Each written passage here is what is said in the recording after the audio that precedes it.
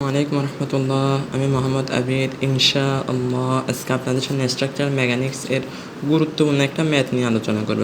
একটু ভালো মতো খেয়াল করেন, এই প্রত্যেকটা ম্যাথের ক্ষেত্রে কাঠামোটা বোঝা আগে আমাদের জন্য অনেক জরুরি। এই কাঠামো বুঝতে গেলে আমরা অবশ্যই প্রশ্নটা ভালো মতো পড়তে হবে, কোথায় কি মান দেওয়া আছে, কোথার স্ট্রেস, কোথার স্ট্রেন, কোথার কি প্রেশার, কোথার কি ডায়া, ইলাস্টিসিটি, কেমন এখানে কি আছে, স্টিল ব্যবহার করেছে, কংক্রিট ব্যবহার করা হয়েছে, কোথায় কি ব্যবহার করা হয়েছে, কোনটার কি প্রয়োজনীয়তা, এটা আগে ভালো মতো বুঝতে হবে। পুরো প্র্যাকটিক্যালি যখন জিনিসটা বুঝবো, ম্যাথগুলো করা একদম সহজ হয়ে যাবে। দেখেন, একটা বৃত্তকার আরসিসি, কলামের ব্যাস 30 সেন্টিমিটার। এখান থেকে আপনারা কি বুঝছেন, একটা সার্কেল আকারে আছে। এই কলামটা কি আকারে আছে, সার্কেল আকারে। আরসিসি মানে কি, রেনফোর্স সিমেন্ট কংক্রিট, মানে এখানে কি ব্যবহার করা হয়েছে, রড ব্যবহার করা হয়েছে। কলামের ব্যাস, পুরা কলামটার ব্যাস 30 সেন্টিমিটার। আমার একটা শর্ট ভিডিও আছে, আমি ওখানে কালকে আপনাদেরকে দেখাইছিলাম প্রায় 60 সেন্টিমিটার একটা কলাম দেখাইছিলাম আপনাদেরকে, ওখানে শর্ট ভিডিওর মধ্যে দেখবেন আপনারা। 60 সেন্টিমিটার একটা কলাম আমি মানটা বের করে দেখাইছিলাম। ওখানে একটা সাইডে গেছিলাম, ওখান থেকে দেখানো হয়েছে। কিন্তু এদের এখানে দেখেন প্রায় 30 সেন্টিমিটার, মানে কি প্রায় 1 ফুটের কাছাকাছি এরকম ধরতে পারেন। এদিকে দেখেন 30 সেন্টিমিটার ডায়া, কেমন কি দিছে, ব্যাস কি দিছে আমাদের, ব্যাস। কলামের ভিতরে 4টে 16 মিলিমিটার রড আছে। মিলিমিটার, কলামে সবসময় মনে রাখবেন, একটু গুরুত্বপূর্ণ এই কলামের রডগুলো, এটা সাইজ অনুযায়ী এটা কি হাই কলাম হবে নাকি লো কলামের, শর্ট হবে নাকি লং কলাম হবে, এর উপর ভিত্তি করে কিন্তু আমি আপনাদের ভালো মতো বোঝাচ্ছি, একটু খেয়াল করেন। এই কলামের সাইজের উপর ভিত্তি করে কিন্তু আমাদের রড ব্যবহার করা হয়। তার মানে এটা 16 মিলিমিটার রড ব্যবহার করছে, সাধারণত 20 মিলিমিটার আছে। আরও হাই রাইজ বিল্ডিংগুলোর ক্ষেত্রে, কলামের ক্ষেত্রে 25 মিলিমিটার রড ব্যবহার করা হয়। আমার শর্ট ভিডিওর মধ্যে আছে, ওখানে 25 মিলিমিটার রডের পরিমাণটা দেখাইছিলাম, ওখানে এর সম্পর্কে দেখাইছিলাম, আপনারা অবশ্যই দেখে নেবেন।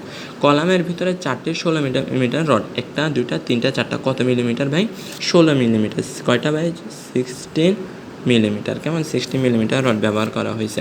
কলামটির ওপর পি লোড প্রয়োগ করা হয়েছে। এখানে প্রেশার ক্রিয়েট কত হয়েছে, পি লোড, এটা আমাদেরকে লোডের পরিমাণ বলে নাই, কেমন। কংক্রিটে 66 কেজি পার সেন্টিমিটার স্কোয়ার পীড়ন উৎপন্ন হয়। পীড়ন কী জিনিস, বিকৃতি কী জিনিস, স্ট্রেট আর স্ট্রেন, এটা আমাদের অবশ্যই পীড়ন আর বিকৃতি। পীড়ন হচ্ছে একটা কাঠামোর ব্যাপার, আমরা যদি বল প্রয়োগ করি, এটার ভিতরে হাজারো অণু আছে, এই অণুগুলোর যে অবস্থা সৃষ্টি হয় এটাকে বলে পীড়ন।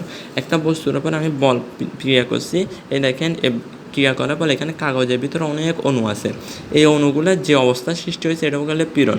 আমি চাপটা দেওয়ার পরে খাতাটা দিয়ে একটু বেঁকে গেছে, নিচে ডেবে গেছে, এটাকে বলে বিকৃতি।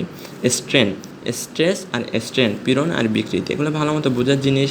স্টিল রডের উৎপন্ন পীড়ন, এখানে স্টিল যে ব্যবহার করা হয়েছে, পুরা কলাম বলে নাই, যে স্টিল বলা হয়েছে, স্টিল রডে উৎপন্ন পীড়ন, এই পীড়নের পরিমাণ এবং আরোপিত লোড কী পরিমাণ প্রেশার ক্রিয়েট করা হয়েছে, প্রেশার এটা আমাদেরকে দেয় নাই, এই প্রেশারের পরিমাণটা বের করতে হবে। আর স্ট্রেস অফ স্টিল, পীড়ন বের করতে হবে স্টিলের। ভালো মতো এখানে elasticity of steel, elasticity of concrete, এখানে ইলাস্টিসিটি এস দিয়ে স্টিল বোঝাইছে, সি দিয়ে আমাদেরকে এখানে কি কংক্রিট, কেমন এটা কলামের কংক্রিটটা আমাদের নির্দেশ করবে। আর কলামে ব্যবহৃত স্টিল হচ্ছে রডটা, স্টিল হচ্ছে রডগুলা, আর এখানে কংক্রিট হচ্ছে মাঝখানে ফাঁপা যেখানে ঢালাই করা হয়েছে। ভালো মতো খেয়াল করেন। এরপর আমরা জানি কংক্রিট এবং স্টিলের বিকৃতি সমান। কংক্রিট আর স্টিল, কংক্রিট এখানে দেখেন একটা কাঠামো, এটা একটা পুরোটা মনে করেন একটা কাঠামো, এটা এখানে প্ল্যান দেওয়া হয়েছে, এটা একটা কাঠামোর ভিতরে মনে করেন আরসিসি মানে কি রড ব্যবহার করা হয়েছে।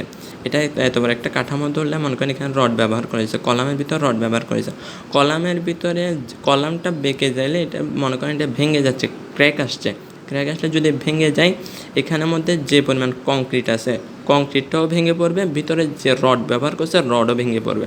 তার জন্য রড আর কংক্রিটের বিকৃতি আমাদেরকে সমান ধরতে পারবো না, এটাই হচ্ছে প্র্যাকটিক্যালি বিষয়। কংক্রিট এবং স্টিলের বিকৃতি সমান হলে এটা কি আমরা সমান ধরে নিতে পারি বেশিরভাগ ক্ষেত্রে। S by S C is equal ES by by. EC মতো খেয়াল করেন, স্ট্রেংথ অফ স্টিল, আর এটা কি ভাই, strength of concrete, S by S C is equal ES by EC. Elasticity of steel, elasticity of concrete, ভালো মতো খেয়াল করেন। এস রাখলে এস এটা ভাগ আকারে আছে, এই পাশে চলে গেলে গুণ আকারে হয়ে যাবে এর সাথে। এস সি আমাদের কত দেওয়া আছে, এস সি কত দেওয়া আছে, কংক্রিটে পি লোড প্রয়োগ করলে এখানে দেখেন কংক্রিটে কত লোড দিছে, 66, তাহলে এটা 66 হবে। Elasticity of still 2 × 10⁶, 2 × 10⁶। ইসি কত দেওয়া আছে 1.3 × 10⁵, 1.3 × 10⁵। এটা মানটা বসালাম, ক্যালকুলেট করলে দেখেন 1015.38 kg/cm আছে। এবার আমরা কি বের করছি ভাই, আমরা এখানে পীড়নের পরিমাণ বের করছি, স্ট্রেসের পরিমাণ, স্ট্রেস অফ স্টিল, স্টিলের পীড়ন বের করছি। এবার স্টিলের উপর কে পরিমাণ লোড দেওয়া আছে, এই লোডের পরিমাণ বের করব। পি প্রেশার, প্রেশার কী পরিমাণ ক্রিয়েট হয়েছে FS plus FC, force of steel plus force of concrete. এদিকে দেখেন তো এফ সমান আমরা কি জানি এস এ, এফ সমান কি জানি এস এ, এফ সমান কি জানি এস এ, তাহলে এখানে যোগ চিহ্ন যারা ব্যবহার করছে এস আর একটা আছে এ, কেমন। আমরা এখানে ক্ষেত্রফল বের করে নিই, এখন আমাদের ক্ষেত্রফল বাহির করার প্রয়োজন আছে। স্টিলের ক্ষেত্রফল π/4 d², π/4 d²। ভালো মতো খেয়াল করেন এখানে π/4, তো ভালো মতো খেয়াল করেন আমরা এখানে কি জানি F is equal S A, F is equal S A. F মানে কি force of steel, force of concrete, S A A, S এর জন্য এস এস বসালাম, সির জন্য সি সি বসালাম দোনটার সাথে। এস এস কত জানি আমরা, স্টিলের স্ট্রেস কত জানি 1015.38 বসালাম এ। স্টিলের ক্ষেত্রফলকে আমরা জানি, স্টিলের ক্ষেত্রফল এটা যেহেতু এটা কি গোল স্পাইরাল আকারে আছে, স্টিলটা গোল আকারে রাউন্ড শেপে আছে, তাহলে আমরা কি জানি π/4 d²। ডি মানে কি বলেন তো, এখানে স্টিলের জন্য আমাদের কত ব্যবহার করছে, ডায়া কত সেন্টিমিটার ডায়া ব্যবহার করছে 1.6 হোল স্কয়ার, কিন্তু এখানে রড কয়টা ব্যবহার করছে, 1টা 2টা 3টা 4টা রড ব্যবহার যেহেতু করছে তাহলে গুণন 4 দিলাম। এরপরে দেখেন পুরোটা ক্যালকুলেট করলে 8.04 পাইছে।